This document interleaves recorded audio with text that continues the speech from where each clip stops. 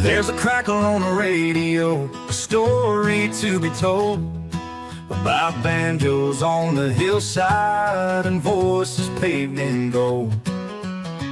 Got a cold glass bottle, drop some peanuts in the coat, and I'm sitting on the front porch hanging on every note. The Front Porch Podcast, singing times gone by, with fiddle strings and heartache and the reasons why. We keep this music living, never let it fade so fast. Raise a toast to the legends on the Front Porch Podcast. Howdy, everybody. Good evening to you. Good morning to you if you're on the other side of the big pond, or good afternoon to you. This is Kevin. This is the Front Porch Podcast right here on the Country Music Time Machine. Excited to have everybody with me tonight. And I was watching the chat area, and I'm going to bring up some of those in a few minutes. I think 15 minutes before we even went live, people were popping up comments over there, which is pretty cool. You know what the deal is. You know, if you're a first timer, you got to tune in and you got to take roll.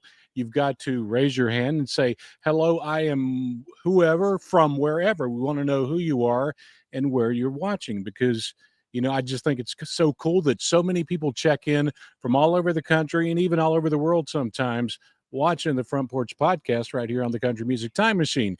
Now, right now, I am proudly, as you see in my hat, I'm wearing the Coastal Carolina Chanticleer hat. That is a warning. That's my favorite college. They're playing Game 1 of the World Series, College Baseball World Series tonight against LSU. So if anybody tunes in from Louisiana, I'm sorry I'm be talking bad about you, but go Chants. We're going to win tonight. We're going to win the World Series. So I'm excited about that. But at 6 o'clock, I'll have to be off the air so I can watch it on ESPN. So let's go over to the comments area. Let's bring everybody up. We've got William May, of course. We always have William May in Chapel Hill, North Carolina. I'm pretty sure William May is aware of the great baseball team down in Conway, South Carolina, called the Coastal Carolina Chanticleers. Tiny college from a tiny farm town. I'm a country boy. What do you expect? But they're one of the best baseball outfits in the entire country, and that's why we're playing in the World Series this year. Let's check out some more. Got Katie from a beautiful place in Alabama. Got to bring up this comment. Katie says, howdy from the beautiful beaches of Dauphin Island, Alabama. And Randy, Ted, and Jeff are my cousins. Rest in peace, Jeff. I might be a devil dog, but the musical gift runs deep in the family. She is talking about what is, I'll just go ahead and say it, the greatest country band to ever be a country band, Alabama. They are being featured tonight on the Front Porch Podcast. So we're going to dive in a little bit to Alabama. Just 99.9% great news about the band. Only a tiny bit of a mystery, and I'm going to be talking about that mystery coming up. I don't know if it's a controversy. It may be a little bit of a controversy, but it's there. And since it's sort of in the news, it's part of country music history. I'm going to talk a little bit about it. That's coming up when I feature Alabama.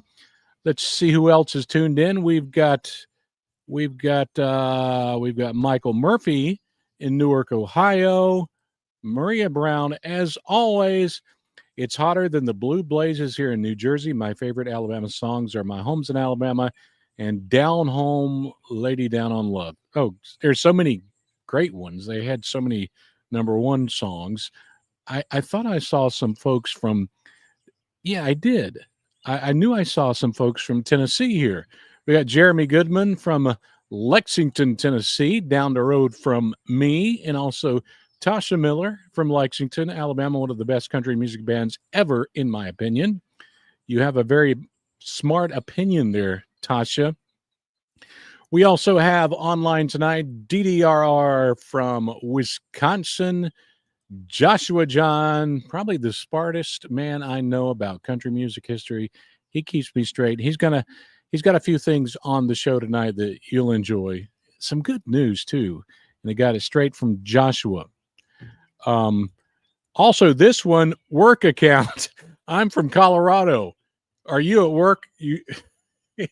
Maybe you shouldn't be watching the Front Porch podcast on your work account, but I'm not going to tell anybody, and I encourage all you workers out there that are working right now, go ahead, break the rules while the boss is not watching, and tune into the Front Porch podcast. We also have Julia from the Western store or shore of Michigan. Michael Murphy says, my home is in Alabama and 40-hour week for a living rocks. And let's see what Katie says. I think I love Katie already. Coastal Carolina is going to win. It depends on who you ask. I hope Coastal Carolina wins. We actually won the College Baseball World Series a few years ago. For a tiny college like Coastal, that's incredible. But, Coastal in and around Conway and Myrtle Beach, South Carolina, we grew up playing baseball. I grew up playing baseball. And, it just comes natural. We even have a pitcher from Conway that is pitching right now for the Atlanta Braves, Grant Holmes. So we grow them good out there. Katie says, my daughter is watching from Germany. Hello, Germany. Thanks to you so much for tuning in. Stuart Edge is from Norwich, Norfolk in the UK. So much history. Roman camp 3 miles away. I tell you what, Stuart, if I went to your town, I have a metal detector out there in my barn. I'd probably be arrested in the UK, but I would love to wave that metal detector around and see what's underground. Also, Jeremy Goodman, Tasha Miller. Oh, that's why the both are in Lexington. I thought I had the entire town of Lexington tuned in. Tasha Miller is my sister, and we were watching together with our mom, Judy Hall. Well, that's good. Watching as a family, that is cool. If you love country music, you love country music history and talking about this stuff, like I always do, tune in together. That's cool. My mom is actually watching right now as well because I tuned it in on the TV inside before I did this. So let's go ahead. I'll keep watching the little chat area as I can, but let's go ahead and bring up the news update here from the Country Music Time Machine on the Front Porch podcast and salute the crew members of the week. We got Maria Brown, who's tuned in right now. She always is. She's usually the first one that comments. Desmond, Ernest, and Bright Meat Rope. We're just so jammed up on the channel this week, and I appreciate all of them and all of you for tuning in. And if for some reason you're tuned in right now and you're not subscribed, please, the only way that I have the money, I'm going to bring this up on the big screen. I need effect on this. The only way I can afford to buy my peanuts and Coke is if you subscribe. I mean, if you're really crazy, you can hit that thank button because we play all this music from these big stars, they get all the money, and I get enough for my peanuts and Coke. That is cool because I love what I'm doing. So just a reminder about that. Let's go back to the crew members of the week as I was rudely interrupting the little show here. I want to send a shout out to somebody very special to me. And he's probably going to be watching the Coastal Carolina Chanticleers tonight, playing the College World Series. And that is my good buddy, Jeff Benton. If you are in that area, if you ever go to Myrtle Beach, tune in to the Gator 107.9. He is on the air there. Jeff and I worked together back in the old days, in the late 80s, early 90s at Y103 in Myrtle Beach. And Jeff still does it. But as maybe some folks don't know, people who work in radio are not rich. Most of them aren't rich anyway. So quite often we have to do multiple jobs. And Jeff's other job is a true honor. He serves under the blue. He wears a badge and he protects that great community of Horry County, South Carolina. And you can see him in this picture right here. Look at the fella in the middle. That is Jelly Roll at the Carolina Country Music Fest. Jeff actually went and picked him up. I think went from the airport maybe and took him to play basketball and then took him to the show where he was appearing. Jelly Roll seems to be always nice to law enforcement. I guess after being arrested so many times, you better be nice. You better be on their good side. But a shout out to Jeff, just a great human being. Love you, brother. Glad to have you as a great friend. Let's take a look at some of the comments of the week as the flies buzz around here on the front porch. I did release a video on Thursday about the best of the 1980s. Some would call it the second to the last decade of country music. I don't believe that, but it was maybe the second to the last decade of great all the time country music. The country music I still listen to today. Well, you can see Reba's big fuzzy hair there. One of the people I mentioned in that episode was Keith Whitley, because it was really sad when Keith Whitley passed away. And Nicole says, rest in peace, Keith Whitley, one of country music's smoothest voices, gone way too soon. And boy, do I agree with that one. Also, a video I did, oh, gee whiz, this video came out probably more than a year ago. I was counting down the top 10 greatest ladies in country music history. And, probably out of all those ladies, as far as the pure musical voice, Patsy Cline leads them all. And maybe a Reba McEntire a close second, because her voice is incredible too. And this person, S. Bigglesworth, says Patsy Cline is the whole reason country music is so much more amenable to female artists than rock and roll. Just an incredible singer and so influential. I agree with you 100% on that one. And also, this episode I did more than a year ago. And when I did this episode, What Happened to Country Music, more than a year ago, I was quasi optimistic. Maybe I'm a little less optimistic now than I was when I did the video, but I'm still optimistic about the future of country music, especially with Zach Top and Ella Langley and others coming along. But I did get a good comment about it from Not Down with OPP. I think that's a 80s rap song. I'm not sure. But the person says, June 2025, I literally just Googled what happened to country music because I'm distraught. What is going on? We need more Randy Hausers, Blakes, Miranda, Dustins, Jasons. I also love Jimmy Allen, Florida Georgia Line. But this new age stuff, it's not even remotely country. It's honestly offensive. Well, I don't know if it crosses the line to offensive yet. Maybe some of it does. But she is sharing what a lot of people are feeling. And I think that's why the Country Music Time Machine, we have, on Facebook, we get about 10 million views a month. We're over 6 million on YouTube. There is some dissatisfaction out there with the direction of country music and with there not being more pure country artists. So that person was letting their voice be heard. And yes, Coke and peanuts in the spotlight. Once again, I've got to drink this because my mouth is going dry already. This is a great comment. Is from Jennifer. I think this was on Facebook. Kevin, I admitted I thought of you when I saw this. And after many years of seeing other folks try it and never indulging myself, I finally picked up a Mexican Coke earlier with a pack of peanuts. I'm not normally a fan of Coke, but confess that when combined with peanuts, it ain't bad. I may even repeat this. Now I'm picking up your habits too. Well, Jennifer, the problem now is, honest to God, it is hard, even here in Middle Tennessee, to find Mexican Coke and peanuts. I looked at, I don't know how many, 3 or 4, my regular gas station down the road, they're not selling it anymore. But I did find this at the Publix in Franklin, Tennessee, and I got a few of them just in case, because the taste is different. It's different because it comes from a bottle, and maybe I think J-Cat was telling me it uses real sugar. So if Coke in the U.S. would start using real sugar and some more out of the bottle, you could get that classic taste of peanuts and Coke. If you haven't tried it, try it. I think it's just yummy. Also some crap from Facebook. And when I see these, I like to bring them out, and I like to warn you guys, watch out for these idiots out there. There's people, and they do this to make money.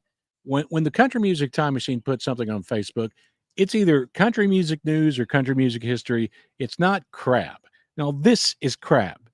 And this headline you see, which is supposedly a headline, says Alan Jackson hospitalized overnight.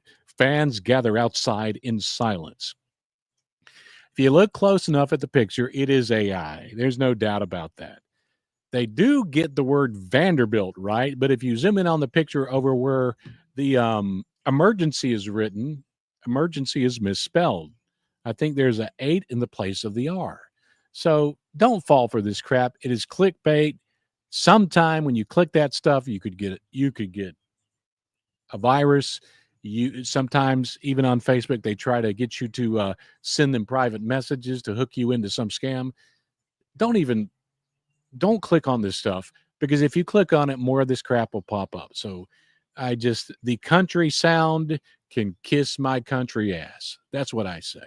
Because when I see this stuff, it really does piss me off. All right, but here's some real news about Alan Jackson. An innocent woman was just exonerated and vindicated. Reed's attorney, Alan Jackson, speaks after the verdict. Yes, Alan Jackson is an attorney.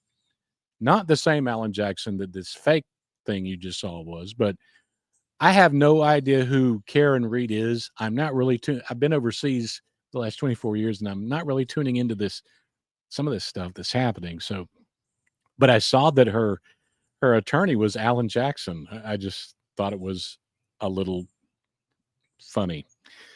All right, country music star cancels Clearwater show after Nashville accident. Talked about this last week. Connor Smith, during the CMA Fest on the last day, accidentally hit an elderly woman on a crosswalk in downtown Nashville and killed her. That is heavy stuff. My thoughts first are with the family of the person who died, but we also need to think about Connor, and hopefully he can survive this and go on. Whether he continues making country music or not, that's not the important thing here. Just let's hope that everybody's okay. All right. Now, this is something else I want to tell you about. I've never talked about this. I've talked about before that I used to work in Russia. When I was working for the U.S. government, I was stationed in Russia for 3 years. I was also stationed in Ukraine for 3 years. But in Russia, I was actually exposed to a lot of country music and bluegrass music. There are lots of fans there. But many record companies in Nashville, a lot of the stuff that I upload that include country music songs get blocked in Russia. Now, I was in Ukraine just before working in Ukraine, just before the Russians invaded the first time. So I understand a little bit about, after 6 years in both places, I understand a little bit about the mentality of both countries. Yes, Russia did invade Ukraine. They started it, and yes, so on and so forth. But I really don't agree with record companies blocking normal people in Russia, and in this case, Belarus too, from seeing country music videos.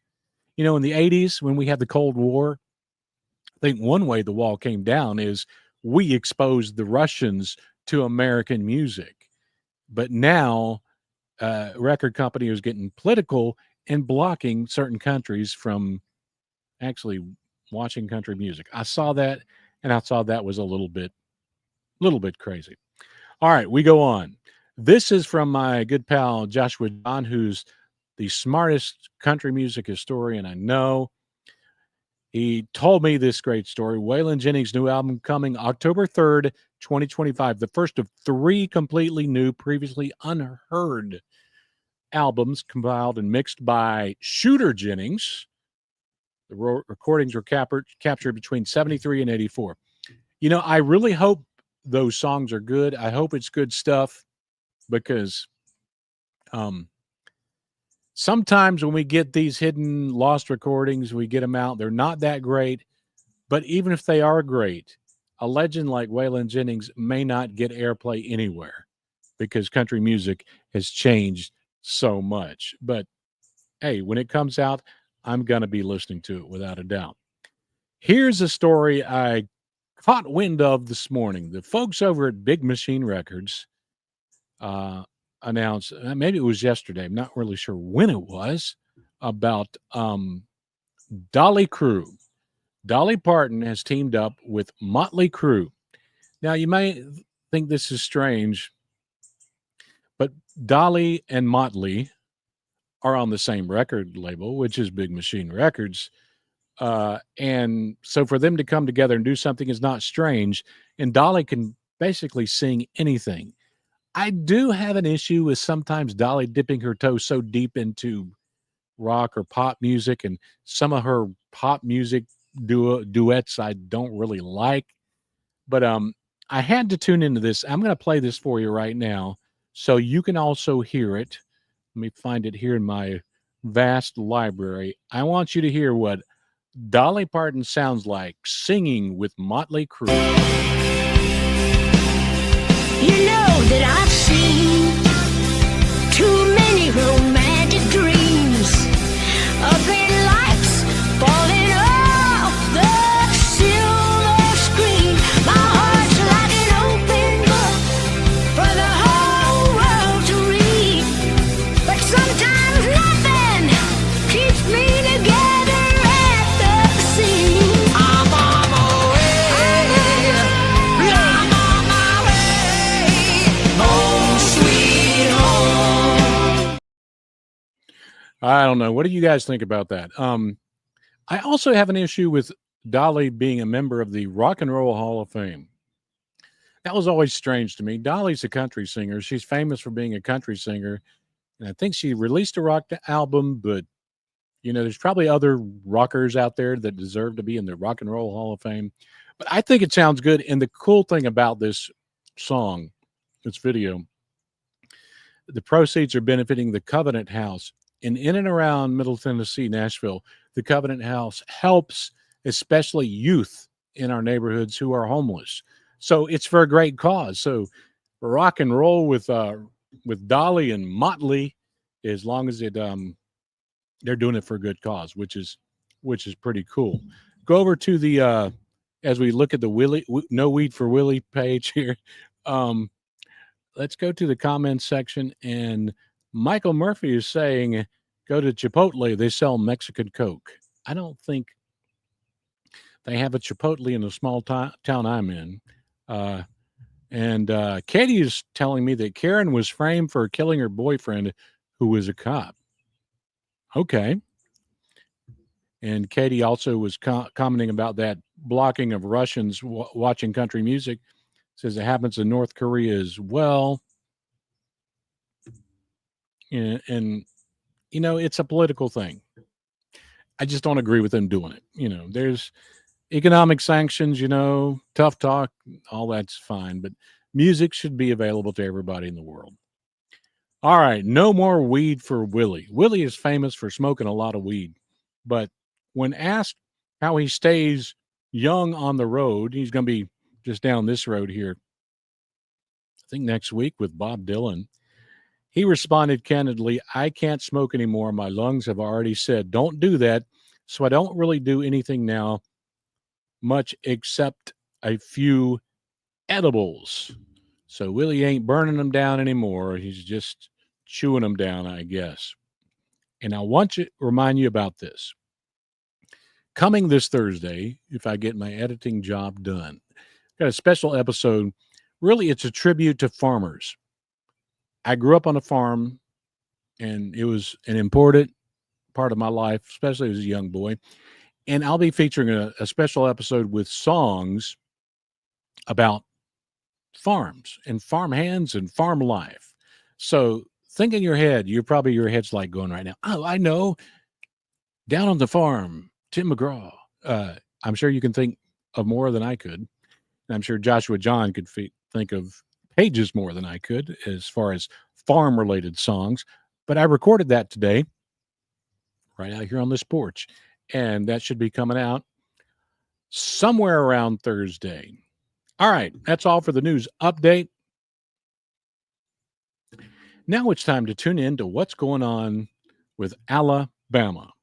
And let me tell you, Alabama, you don't get no bigger than Alabama. And I think one of the strange things about country music history is there aren't many groups, many bands that make it big. I mean, we think of the Charlie Daniels Band, and we know that, but we sort of focus on Charlie Daniels for that. but very few country bands have made it big. I think, of course, Alabama, Diamond Rio, Sawyer Brown. In the 80s, Restless Heart. And there are a few other ones, and there are newer bands that come out too. But nobody's made the impact that Alabama has. They were formed in Fort Payne in 1969, and some of their cousins are tuned into the Front Porch podcast right now. So I guess I got to watch what I say. But I'm going to be straightforward when I get to that quasi almost controversial part that I will talk about. It started with three cousins, of course, Randy O and Jeff Cook and Teddy Gentry. And at the beginning, there was like a movement of drummers in and out of Alabama. The band's first performance was at a high school talent contest playing a Merle Haggard song. That's a good choice because Merle Haggard is great. For which they won first prize and they won a trip to the Grand Ole Opry. That's a pretty cool first prize. They were first named Young Country, as opposed to Young Money, Kyle Larson in NASCAR, Young Country. You know, you couldn't keep that name forever because you're not going to be young forever. It would have to be Old Country then. But then they were called Wild Country. And the group toured the Southeast bar circuit in the early 70s and began writing original songs. Now, here's a cool picture. I have a personal connection with this picture. The Bowery in Myrtle Beach. Yes, the same area where the Coastal Carolina Chanticleers represent, who are playing in the College World Series tonight, if I didn't say it earlier. They played in the 70s at the Bowery in Myrtle Beach, and they played for tips. And my special memory of that is, you know, I was actually too young in the 70s to go to the Bowery. But 1987, I worked at a nightclub called the Magic Attic in Myrtle Beach. It's been torn down and replaced with a field or something now. But I was a DJ there, and often between sets, I would DJ, the band would come on, and then I would DJ again. But between sets, I would walk over to the Bowery, not to get drunk and not to drink because I was working, but they had like the best hamburger in the world there. And I love hamburgers. So I hung out with the guys in the Bowery, and a lot of those guys were the same guys that worked with, you know, Randy and Teddy and Jeff back in the day. So they told me some great stories. So that is my personal connection to Bowery. And the Bowery is still there, even though the Magic Attic was torn down. The Bowery still exists. In 1979, the group recruited Massachusetts-born Mark Herndon to become their drummer, and the band signed with RCA in 1980. Now, let's watch a cool video right now about Alabama. Basically, it tells a little bit about a story about from going to the Bowery to starting to make it big. Singing 6 hours a night, 6 days a week, their pay was whatever they collected in their tip bucket. After 7 years, they were desperate for that big break. We would actually cry going back to the trailer park that we lived in Myrtle Beach because we were just so disillusioned with everything. Well, you know, I mean, every time I've heard Randy and Teddy and Jeff speak, just down-to-earth guys, just nice, seems like nice fellows. And I'm going to play another clip of Randy here in a little while that I really connect with him when I watch this clip. But yeah, the total group, if you could call it the Beatles of country music, got together in 1979 when Mark joined the band. Let's talk a little bit about Randy. Randy's middle name is Ewell. Hopefully I got that right, Katie. Randy Ewell Owen, born December 13th, 49 in Fort Payne. And believe it or not, smart fella too. Not only can he sing and play an instrument, he's an English major from Jackson State University. And he's also very well spoken. And he's very down to earth, as I said earlier. And here's another clip. And I want to thank Lorianne Crook. Lorianne Crook, there's a few great interviewers in the history of country music. Lorianne and Charlie Chase, that fella up Strombo up in Canada. there's a few other ones too that I really love. But Lorianne has always did a good job at interviewing country stars. Here she's talking to Randy, and it just blows my mind when Randy says that few people said they were going to ever make it big. But you had no idea that you had the type of talent that could No, set new records in country no, music? because I've told this many times, I never had one person to tell me, like come to a club and say, you guys are really good. Nobody has ever told you that? Nobody, I mean, only the fans. Well, I'll Only- do it now. You guys are really good. Well, thank you very You're much. welcome. But I mean, never had anybody, like any big star, come say, hey, you guys are great. I really think you got a great shot. Nobody ever said anything like that. And it's one thing it makes me think about, especially if I could give some advice to young country artists out there. I know it's a hard road to hoe, especially if you're singing traditional country music. But Alabama is an example of kicking butt, working hard, being poor, sacrificing, and things coming together to make it big. So quite often, it's not really how much talent you have or your connections. It's how hard you work. And Alabama worked their butts off. So they were not an overnight success.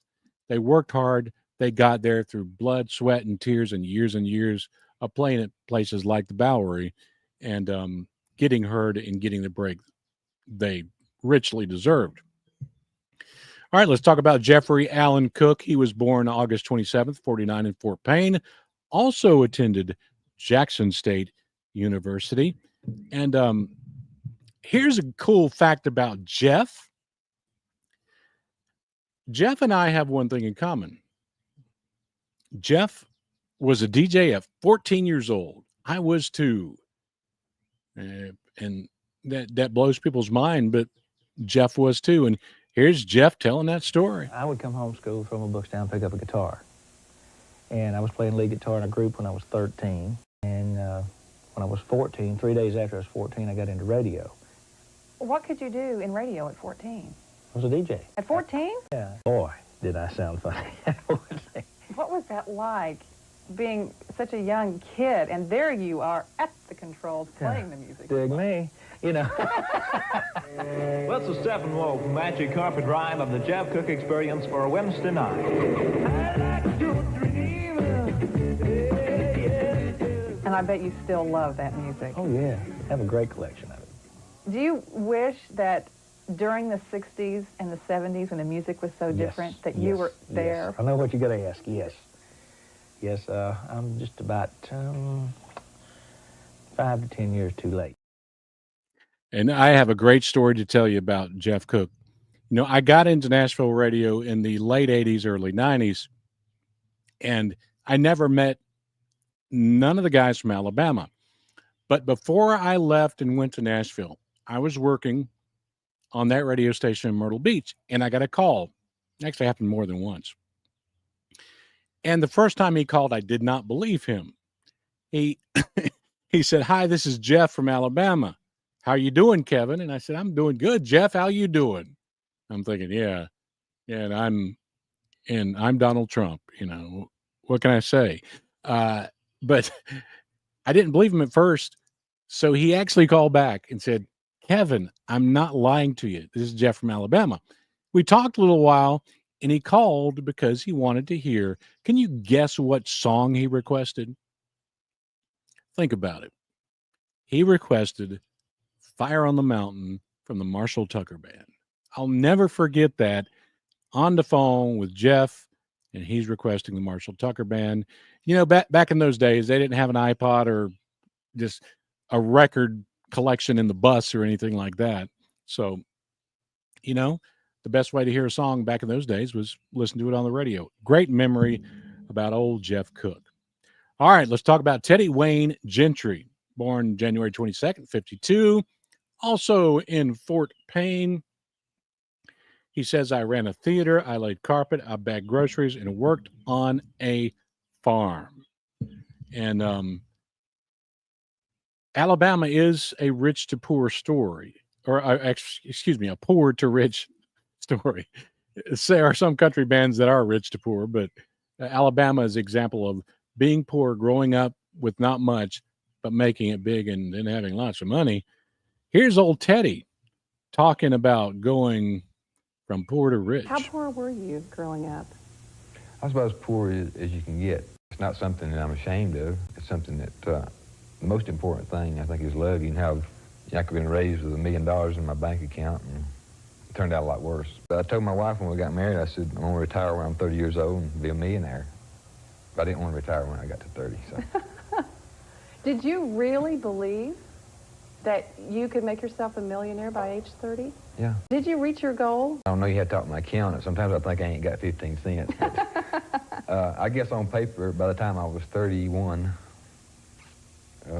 I'd probably reached that goal.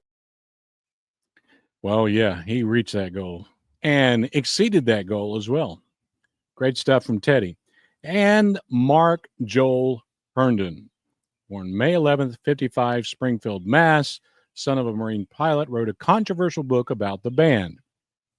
And I'll get later into Mark's story here, which to me is sort of confusing. And it's confusing, I think, because with Mark, with the book, he came out a little bit possibly quasi against Alabama, even though I don't even think he mentions names. But I think when working with all these guys, they've learned how to be gentlemen and not necessarily throw stones all the time. But there is a concern there, and we'll get into it a little bit deeper when we get deeper into the story here about the quasi-controversial issue with Mark Herndon. But incredible drummer, and what can you say? It's good stuff. All right, the first recognized hit for Alabama was My Home's in Alabama as a Moth Flies By Me. It went to number 17 in 1980. I love that song. I think my favorite song, I got a lot of comments over here. Let's see what we're saying. Let's read these. There's a lot of stuff. People are really commenting, and I'm running my mouth. Let's pick up this one. Kara says, I loved Alabama's music as a kid. My mom listened to them, and one of our favorite songs was Fallen Again. That was a good song. I enjoyed that as well. Katie says they put on a benefit concert for the devastating tornadoes we had in Alabama in 21. Good fellows to do that. And DDRR says, I liked it a lot when Randy would hold little mini concerts during the pandemic, I believe is what he's trying to say there. Katie was saying they were farm kids. You know, I was a farm kid too. Jeremy says, I performed the song 40-Hour Week from Alabama in the 4th grade at a talent show. But Jeremy, did you win a trip to the Grand Ole Opry like Alabama? You know, I couldn't perform Alabama like you apparently can because I can't really sing. So good stuff. All right. Let's keep rolling and pop Jeremy's comment off the screen. First number one was Tennessee River in 1980. All right, I'm going to play You Make It Big. I'm going to play something now. If you end up on camera with Dick Clark. And very few country artists, not to mention country bands, have ever been on American Bandstand. So let's get in that time machine. Let's go back in time for American Bandstand with Dick Clark in Alabama. Is it true that you at one time, 2 or 3 times along the way, decided to give it all up and stop? Oh, that's definitely true, yes. Things got so bad, we couldn't find work. What'd you do in the meantime? I went to carpentry work. Carpentry? I read somewhere that you're all at one time living in one room singing in the middle of the night. What was it, laying carpets or something? Where was that? Yeah, I laid carpet in Anniston, Alabama for many years. That's a far cry from this. At that point in your life, did you ever think that anything good was going to happen? I mean, not that things were bad, but I mean, you weren't doing what you wanted to do. We always had high dreams. We just didn't know how to make them come true. But we just kept on trying, and finally something started breaking, and here we are. Well, brother, if you're on American Bandstand, you are making it big. Well, after that came 21 consecutive number one hits. Now, if you want to be a real statistician, was it really 21 consecutive? Sort of. Christmas in Dixie, released in 82, I think it was, didn't make it to number one.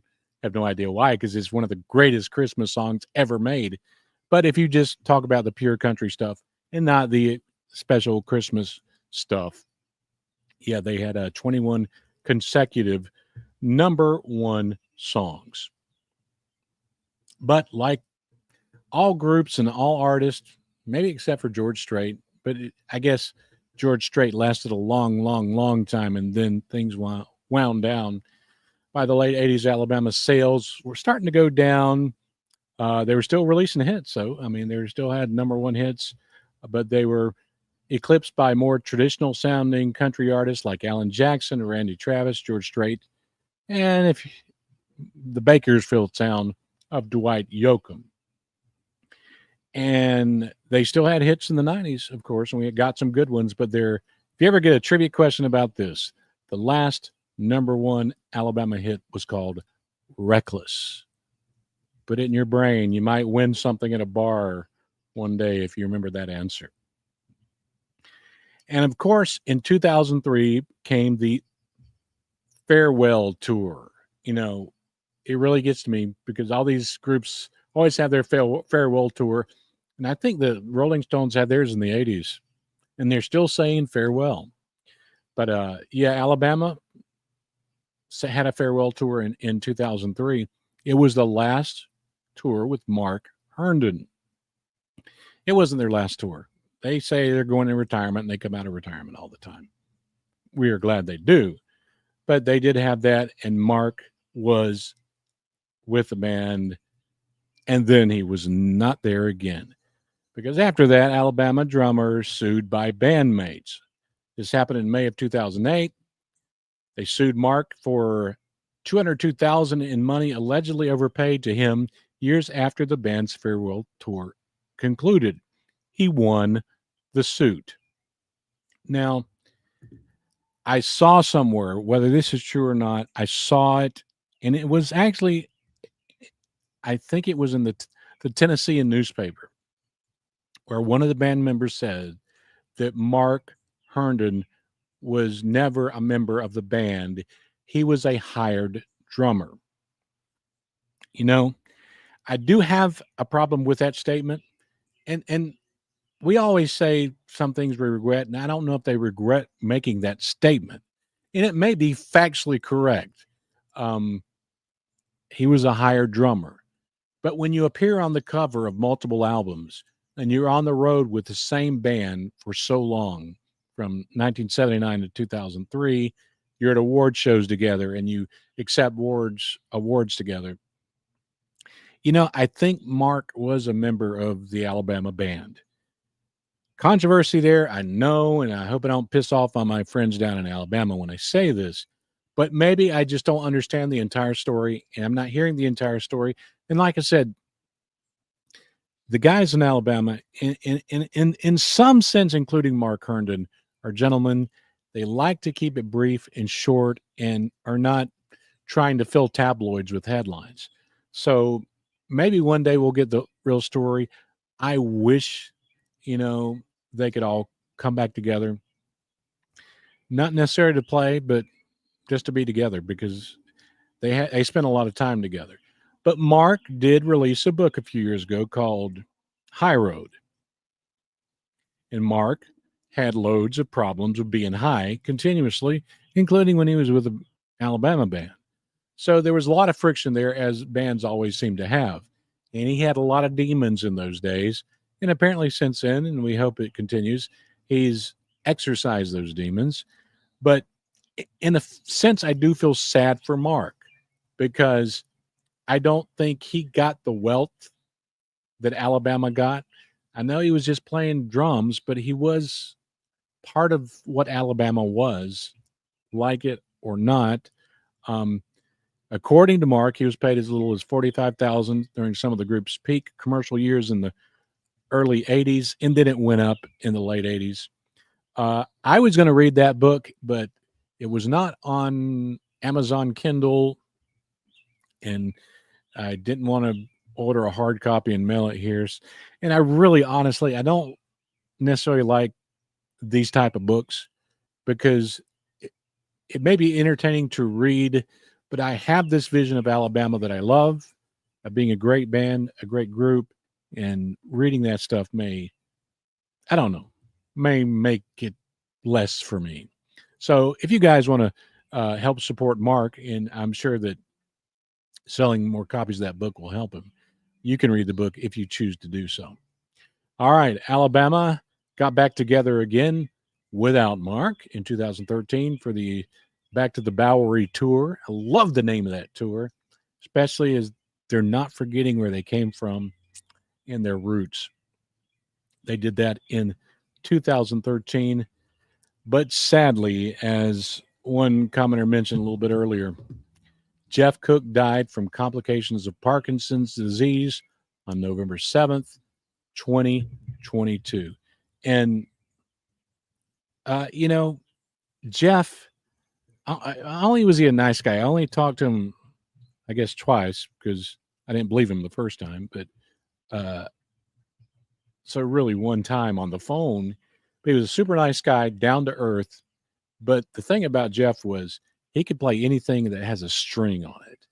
He is recognized as one of the best stringed instrument players in the history of country music. And, losing Jeff Cook is huge.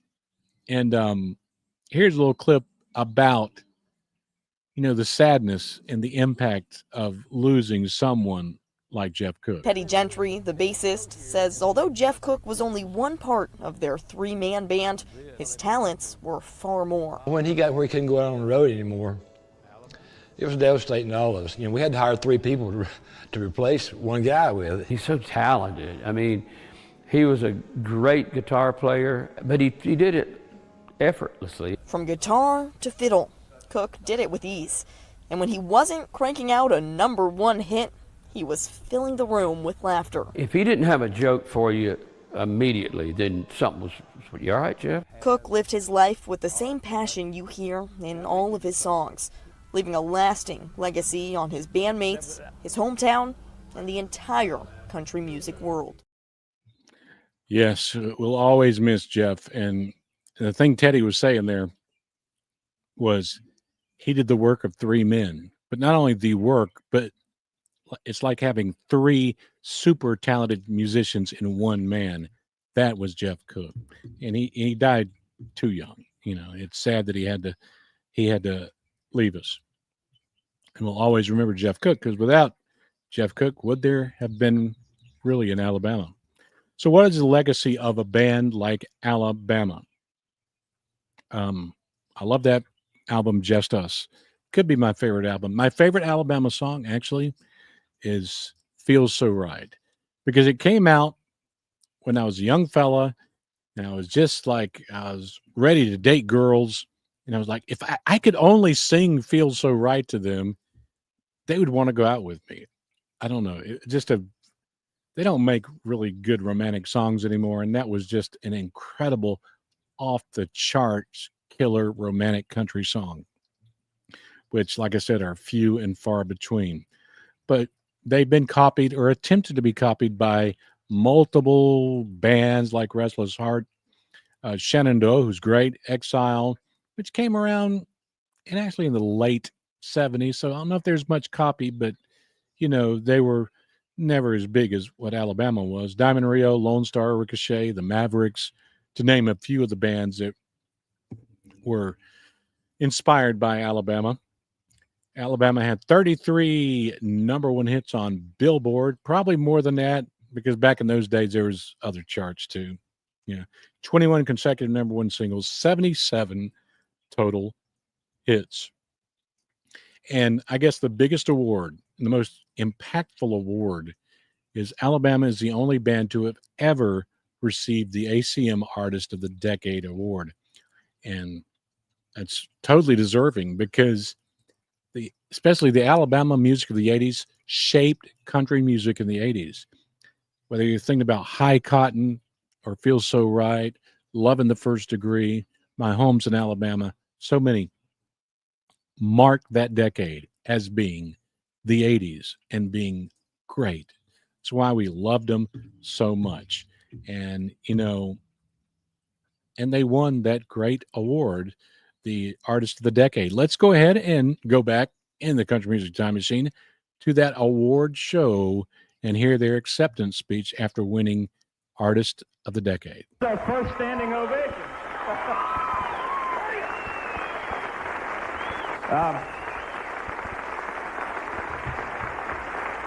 I'm not going to tell you to quit. Mom and Dad, Colonel and Mrs. John L. Herndon, USMC, retired long before you ever knew it. All I ever wanted to do was make my name in this business. I'm proud you're here to see it tonight. Thank you.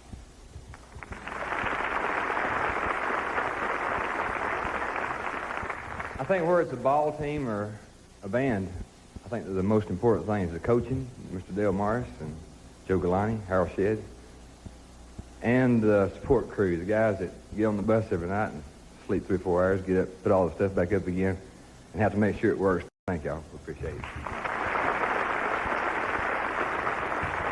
It'd be hard to top what Loretta said about it. It is everything, a combination of all the fans, family, friends, people that work for us, and most importantly, these other 3 guys that work with me. Thank you very much.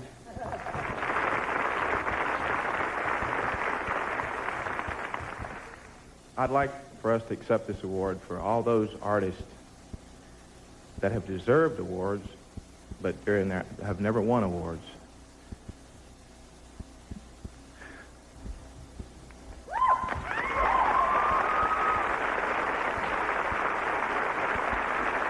Those people that never give up on us, everybody we've ever worked with in the business, we love y'all, and also Steve Boland and Greg Fowler, RCA Records, all the radio stations that you've been there for us all through all the years. And we love you. This is the highlight of my career.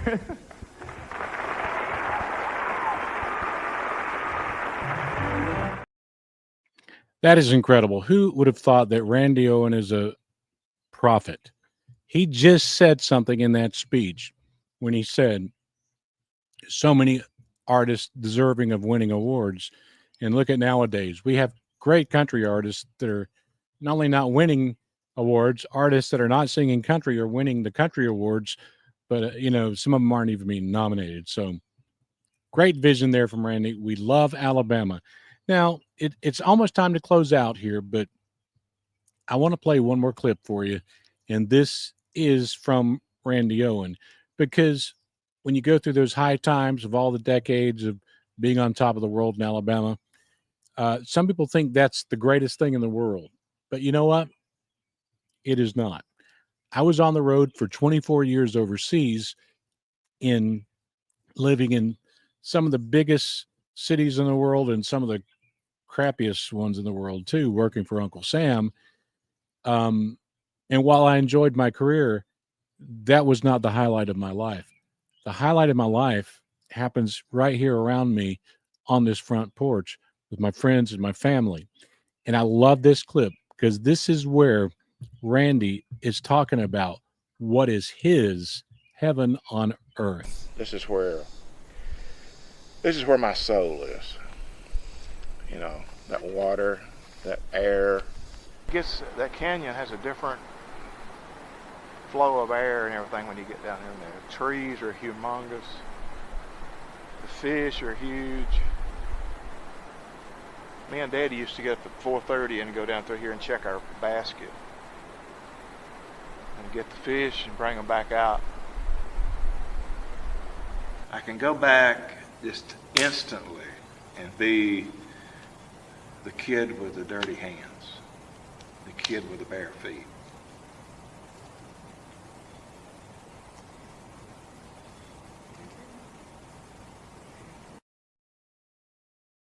Thanks to the folks of the Tennessean for bringing us that clip, and thanks to Randy Owen for sharing it, because it does. It basically tells you what the most important thing in life is. And it's It's family, it's your friends, your loved ones. But we thank Alabama so much for giving us music we're going to listen to forever. Great music from the greatest band in country music history. All right, folks, it is time for Kevin to get out of here because I'm about 5 minutes away from the first pitch of the Coastal Carolina Chanticleers taking on the LSU Tigers. And I love you, Louisiana, but not today because Coastal, I'm rooting for my team, my college, the Coastal Carolina Chanticleers. So let's hope it all works out. Until next time, have a Coke and peanuts and think of your old pal, Kevin. God bless you all. And remember, let's keep it country right here on the Country Music Time Machine. There's a crackle on the radio, a story to be told about banjos on the hillside and voices paved in gold. Got a cold glass bottle, drop some peanuts in the coat, and I'm sitting on the front porch hanging on every note.